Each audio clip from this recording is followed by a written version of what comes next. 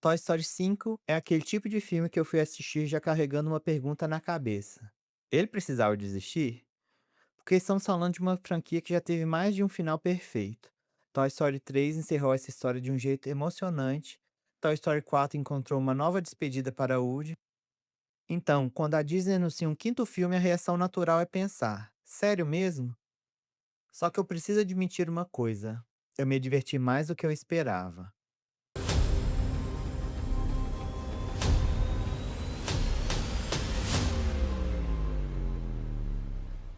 Olá, eu sou o Braulio do Kitibra, um canal para quem gosta de conversar sobre cinema sem transformar tudo em nota ou ranking.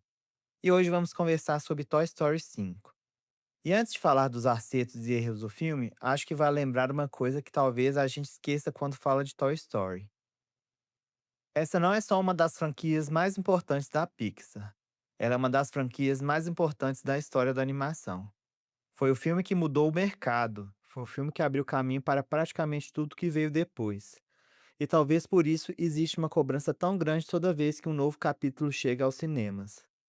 Só que Toy Story 5 toma uma decisão muito inteligente logo no começo. Ele não tenta fingir que o mundo é o mesmo de 30 anos atrás. A Pixar entende que as crianças mudaram, os hábitos mudaram, a forma de brincar mudou. E é justamente aí que o filme encontra seu principal tema. Sem entrar em spoilers, existe uma discussão muito interessante entre brinquedos tradicionais e essa nova geração cercada por tecnologia. E o que mais gostei é que o roteiro não tenta transformar isso numa guerra entre passado e presente. Ele tenta entender os dois lados. E acho que é justamente por isso que a mensagem funciona tão bem.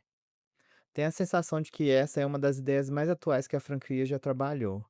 E talvez uma das mais importantes para os pais que vão assistir o filme junto com os filhos. Agora, se existe uma personagem que merece destaque aqui, essa personagem é a Jessie. E eu preciso dizer que fazia tempo que eu queria ver isso acontecer. Desde Toy Story 2, ela vinha conquistando cada vez mais espaço dentro da franquia, só que quase sempre ficando um passo atrás de Woody e de Buzz. Aqui não. Dessa vez ela assume uma posição muito mais central da história. E funciona muito bem, porque ela já tinha carisma suficiente para sustentar isso. O filme apenas percebeu algo que o público já sabia há muito tempo, que ela merecia mais espaço. Outra coisa que me chamou muita atenção foi a parte visual. E olha que isso virou quase um padrão quando falamos de Pixar. Uma coisa que sempre falo desde sempre é que parece impossível eles lançarem uma animação nova sem dar mais um passo técnico. E aqui acontece de novo. Claro que comparar com o primeiro Toy Story é quase injusto. Estamos falando de 30 anos de evolução tecnológica. Mas o que mais me chamou atenção nem foi o realismo. Foi uma escolha estética muito específica que diferencia os momentos de mundo real e os momentos de brincadeira. É uma solução simples, mas tão bonita, e é tão eficiente, talvez tenha sido minha decisão visual favorita do filme inteiro. Só que nem tudo funciona tão bem, porque existe um problema que Toy Story 5 não consegue esconder. A franquia está cansada. E eu não digo isso como algo devastador. Não é o caso parecido com algumas continuações recentes da Disney, que claramente existem apenas porque a marca vende ingresso. Não é isso. Mas existe uma sensação constante de familiaridade. Alguns conflitos lembram coisas que já vimos antes, alguns caminhos parecem conhecidos demais. E em determinados momentos eu tive a sensação de que o filme encontrava uma mensagem nova, mas não necessariamente uma história nova para contar. E talvez seja justamente aí que esteja sua maior limitação, porque a mensagem funciona, os personagens continuam funcionando, a emoção continua funcionando, mas a estrutura já não surpreende como antes.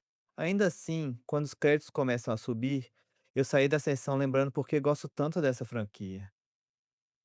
Porque a Pixar continua entendendo algo que poucos estúdios entendem. Ela sabe fazer filmes para crianças sem esquecer dos adultos.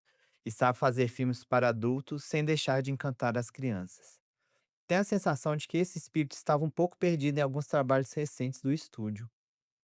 E foi muito bom ver isso voltando aqui. Toy Story 5 precisava existir? Provavelmente não. Mas já que existe, fico feliz que tenha encontrado algo relevante para dizer. E agora eu quero saber de você. Você acha que Toy Story ainda tem histórias para contar ou a franquia já deveria ter encerrado sua jornada? Se você gostou da crítica, deixa seu like porque isso ajuda muito o perfil. Aproveita também para seguir o Critibar para não perder as próximas críticas. E compartilha essa crítica com aquela pessoa que cresceu assistindo Toy Story e que provavelmente vai querer conversar sobre esse filme depois da sessão. Eu sou o Braulio do Critibar, obrigado por estar comigo até aqui e a gente se encontra no próximo filme.